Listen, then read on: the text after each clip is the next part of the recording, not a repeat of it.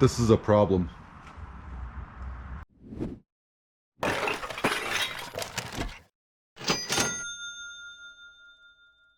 This behind me is a problem. We are not very organized, and it's time to change that, as right now it's causing a lot of unnecessary stress.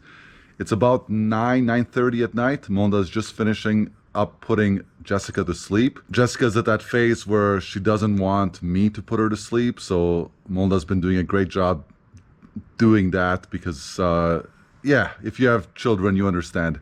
Earlier today, we went and picked up these shelves. We bought them locally for 40 bucks or 20 a piece. So we're gonna get those set up. They're a bit rusty, but we just need them to hold inventory that's unlisted or unprocessed while we're getting a little bit more organized.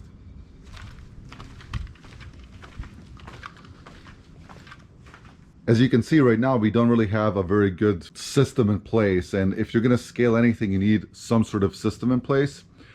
Right now, these are all of our boxes that we get for free from our neighbors. They drop them off or we go pick them up. And then there's just some packing material here.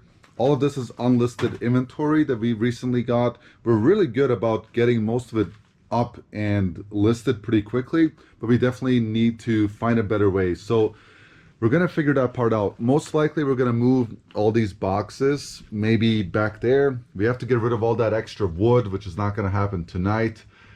And then we're gonna install those shelves here. I'm also gonna put up a floodlight so we can see a little bit better, but there's definitely a lot of space that we need to get back, and we just need to do it. This is the type of work that you're not gonna get immediate payout right away, but it needs to happen so you can be a little bit more efficient with whatever. It doesn't matter what kind of company you're building, business you have. If you're a small reseller, large reseller, you need to have organization in place, otherwise it's gonna fail. Period, amen. Step one, we're gonna check the forecast, make sure it's not gonna rain out. Looks good. Step two, we're gonna take all of this and move it out here into the driveway. There's plenty of space. That way we can get this stuff moved out and then we actually have space to work with. Step 3 or 4 or whatever step I'm on, like Ricky would say from Trailer Park Boys. Shout out Trailer Park Boys, legendary show. We're gonna take all of this and move it this way, get the racks installed here, and we'll see how far we get tonight. We'll also pick a couple of questions from recent YouTube videos and get those answered. Most of the time when one person asks a question, a lot of other people are also wondering, so we'll put a couple of those in this video. Look, someone's in the darkness. Hello? Hey, look, it's Monda. So I started, I got some stuff moved out. So I thought originally we would put the racks on this side. Monda said it's gonna be fine and fit on this side. So that's what we're gonna do. Since usually we can park the car around this snowblower that is kind of visible. Let's set up a light so we can see a little bit better. I started moving stuff out. And yeah, hey look, a light, that's better. So you can see there's obviously plenty of space in here. It's just when we're really disorganized, it's kind of hard to see it all. To explain the title of the video a bit, this month we have to put in the time to do the work that needs to be done for us to be able to grow the company, grow the business. That's not immediate payoff. So we're in this, you know, not a rat race, but in this thing where it's like, okay, got a list, got a process, got to buy, got a list, got a process, got to pack. And we're not growing at the scale that we want to grow. So let's talk about some of those things we're doing right now to grow our company. One of the things that we're doing this month is a good amount of trying out liquidators. We have currently 4 shipments coming in. One actually already arrived of liquidated items. And if you're not familiar with liquidation, it's a little bit different from wholesale because it's stores where they were in a retail environment and now they've been removed from the shelves and they're basically shipped out. They're still new, either with tags or without tags, but it's a way to get bulk inventory to our door as opposed to spending a lot of time going out to thrift stores this month. So it's also a little bit more scalable when you're buying in volume like that. So that's one new thing that we're trying out. I did start a video with one of the liquidators, but I just started listing the stuff today and I want to wait maybe a week or so, give some of the stuff time to sell. That way I feel like it's a bit more of an honest review and it's more of a full picture as well, because then you we'll actually be able to see, okay, yes, I bought it and I say I can list it at this price, but did it actually sell? So that's one of the things. The other thing that we're working on is space. So that's what we're doing tonight. We have to figure out our space first, and then we're also looking at places that we can rent out, either a very large storage unit type space or a small warehouse, so that we can move this stuff out of our house, because it's very stressful to constantly walk around piles of stuff, return stuff, donation stuff, new inventory, sale stuff. It's just a lot of stress when you're constantly surrounded by it. So we need to get this garage organized ASAP. I know we've been talking about it, but it just needs to happen. And hence the title of the video. We don't really care how much money we're gonna make this month. We're not gonna go full out, but we need to do this stuff now. And one thing I would add to that is having a better workspace is going to lead to more efficiencies overall. It is not efficient right now. I cleaned out the eBay room and it was like a space where I was like, yes, I can work in here. It's awesome. That did not last. And now I just look at the stuff thinking, oh my gosh, what am I supposed to do next? So everything that we're doing this month really is going to lead to higher sales in the following months. So we're not really worried about like recouping anything if we do make less sales this month. For sure, and that organization is mostly my fault, as I tend to just not have stuff in order where it needs to be. So that's definitely something I need to work on. And I just need more space to work, because right now the eBay room is just too small. Like, that room just needs to be the office, and this needs to be the operation behind us. Another thing that we're doing this month is we finally bit the bullet and decided to invest in a virtual assistant for our Poshmark closet. It is so tedious and time consuming for us to sit there and share the closet, let alone try to share it more than once in a day. And sales reflect that on Posh. It's been sort of slower and slower on there, but it's almost dead. I mean, I think last month we had like 15 sales on Poshmark. Yeah. So it's pretty slow. Right. Also, a good amount of the liquidation that we're going to be dealing with is going to be stuff that will be a good fit for Poshmark. So we want to get that stuff moving and making money on the investment as quick as possible. So that's just another way for us to do that. And we'll do a review video once we, see what the value is. And, right now we are actually seeing a lot more traction. We sold 2 things today on Poshmark, I think. And we haven't sold much on Poshmark at all. And it's just because it's, like Melissa said, it's just very tedious work. It's very like tap, tap, tap, tap. It's just not a lot of fun.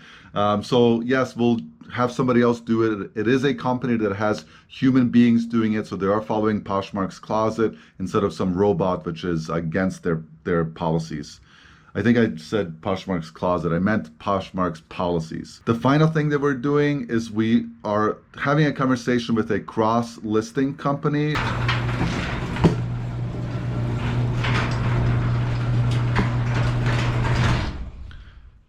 It's probably better for the light too. It feels brighter. Yeah. We shut the garage door because it seems like 10:30 at night is when everybody decides to drive down our road. We don't even have a busy road. This is the busiest it's ever been, but we've had to stop and redo our sentences like 20 times now. Yeah. So it's going to get a little stuffy. So the last thing we're working on is we are having a conversation with a cross-listing company and a listing company. So what they do is they have a service where you send them the information, the pictures, the title, the description, and then they create your drafts and list your items for you, which is a huge time saving. So again, we're not going to release the names of these companies we're working on until we have a good understanding and until we review them and we have a good fundamental understanding of, is the investment worth it in our opinion? And then we'll definitely share that in future videos. So look out for that. That is the one I'm most excited about because we do spend a good amount of our time listing and cross-listing our items because when we're doing it all by ourselves, obviously, that's very time consuming and that takes away from opportunities and time for growth and also building the number of listings you really can do because if you're spending 2 hours a day doing the listings yourself and you could be spending 2 hours processing like 40 more things. That's 40 more things you can add to your store, whatever the number is. Also, it's going to allow us to start trying out Mercari again. So that's something we did actually sell on Mercari for a hot second. Yeah. Like a couple, literally like maybe 2 things we sold on there and it was just a lot at the time. Right. And the shipping was a little bit more expensive. We weren't really doing the free shipping model at that time. So I still have it on my phone. I'm still able to list on there. And we're thinking that it's just going to open up another avenue of sales for us if somebody else can cross list to that platform for us. Yeah, cross list and delist, all that stuff, because and at the time we were selling in Mercari, we were also part-time. So that was just another added level of like, we can't keep up with the basics at this point. So super excited about that. Yeah, so those are the things we're going to be working on. Let's get back into getting some more work done behind us, and then we'll answer a couple of YouTube questions. So we have enough space now cleared out where we can actually put up the shelves. So we're going to do that next. And then we're going to get all this stuff over here organized and figured out. A lot of that is repair and for parts. I'm not sure if Adine mentioned this or not, but the shelves that we're putting in right now, they are not intended for inventory. Our loft, we do have inventory up there, but for down here, this is actually pre-processing type of storage where it's more organized. We know what to pull, where to pull it. We can sort of have a bin for shoes where once we come in from sourcing, we can put them in there. We can see how many we have to process at any given time and things like that. So it'll just be more efficient through the whole process. Yeah, and we love batching. So we'll have, jeans in one area, electronics that need to be tested, electronics that need to go out to the technicians, whatever. Yeah, right now we literally bring it home and like throw it into a pile, or we throw it into the house, and it just doesn't work. It just adds a lot of stress. Yeah, and this is only one set of shelves. They were the first ones that popped up on my Facebook because I literally just said, you know what? I'm gonna buy some shelves. I'm gonna buy some shelves. We need the shelves. It needs to happen. We're both sick of this. Why are we not doing it? For sure. But eventually we sort of envision pretty much the walls just being lots of shelves. Oh, for sure. And if anybody wants to buy some wood, it's expensive right now. We'll cut you a deal. We're making progress. These are a little bit easier than I thought they would be. They're really rusty and old, but we just need something. But here's what they look like. So we're trying to space for tubs. So hopefully that will fit okay. And then we'll have to figure out the organization. Yeah, it's pretty straightforward. You have these little latches. Even if you buy the brand new ones on Amazon, they're pretty much the same thing, but the convenience was, hey, let's buy today, install today, get it over with instead of ordering and waiting and, putting it off. So yeah, so that'll fit quite nicely. We'll have two back to back on this wall here, and then we'll show you what they look like. Here's one. Yeah, look at that. Nice and installed, plenty of space, get stuff up, right? If you don't have space on the ground, typically you go up, hence skyscrapers, right? So now we're going to try the other one right next to it, and then we're going to put some stuff on it. So we thought we'd pull a question from YouTube. This one comes from James Steiner. He asks, how do you prove your cost of goods for taxes since you pay cash for most of your inventory? That's a really great question. The honest answer is you have to be honest. There's really no way to say like, I paid cash for this unless you save all of your receipts. What we do is we put everything in our spreadsheet, and that serves as documentation. Then we give all of our numbers, our spreadsheet at the end of the year, to our CPA. They've never asked for any actual receipts or anything like that. I mean, look, at the end of the day, it benefits you to be honest because you're only going to be taxed on your net profit. So you do want to record that. And also, if you're showing that you made $100,000 in a year, but you're saying, well, but I paid $95,000 for it all, you're probably going to get flagged by the IRS. So just be honest and do the best you can. Keep good numbers, keep notes. We encourage you to keep, if not our spreadsheet, then some form of documentation where you are recording what you pay for your goods. And that way you know. And that way you also have something to show the IRS in case you do get audited. It doesn't necessarily have to be every single paper receipt that you pay cash for because nobody's probably gonna, I wouldn't say nobody, you're not gonna get a lot of receipts from garage sales ever. So that's something to keep in mind, but good documentation goes a long way. Gotta tap it in. Everyone talks about my reach, but nobody talks about my ability to use my foot as a hammer. Oh, just for reference, that's like 3 feet off the ground, people. At least. I'm useful. So now that we have it assembled, we'll probably have to order some more of these bins, but it looks like it's a perfect fit to leave some room on top there so you can get it in and out easily. And now the plan is to organize it hopefully by category. We'll probably give that a shot. You know, vintage electronics in one area. We'll have a bin for shoes, clothes, and that way when we're doing processing, we can just pull a bin or 2 bins or whatever and process that in a day. For us, we're gonna load these suckers up and then we're gonna call it a night.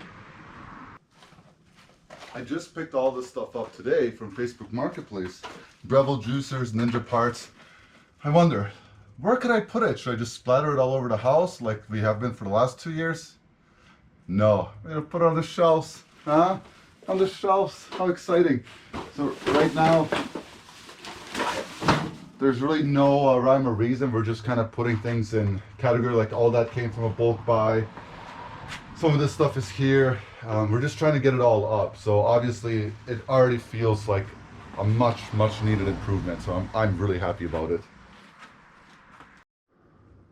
So that's gonna do it for us tonight. We have everything back on the shelves. We can move around in here. We also have a place where new inventory can come and sit and not in our house. So that's gonna be a process, obviously, of clearing that out and getting that into a system. But it feels really good. It just feels cleaner, fresher. Feels like we're gonna be a lot more efficient. Yeah, it looks better. Just walking into the garage, seeing this, you know, set up and organized feels better. Obviously, it's just a hodgepodge right now, but we are very happy with this progress. Even though it's not huge, you have to take steps, and this is a big step. Yeah, and that's good advice for anyone. If you're overwhelmed by a really big task, just break it down into something small. And once you do that, you'll feel much more accomplished and you'll feel more able to take on the bigger tasks. So just start, whatever it is. Let us know what you're doing to expand or grow your business. Give us some ideas. If you have any helpful hints or tips for us, we're open to those. Until next time, you guys, take care.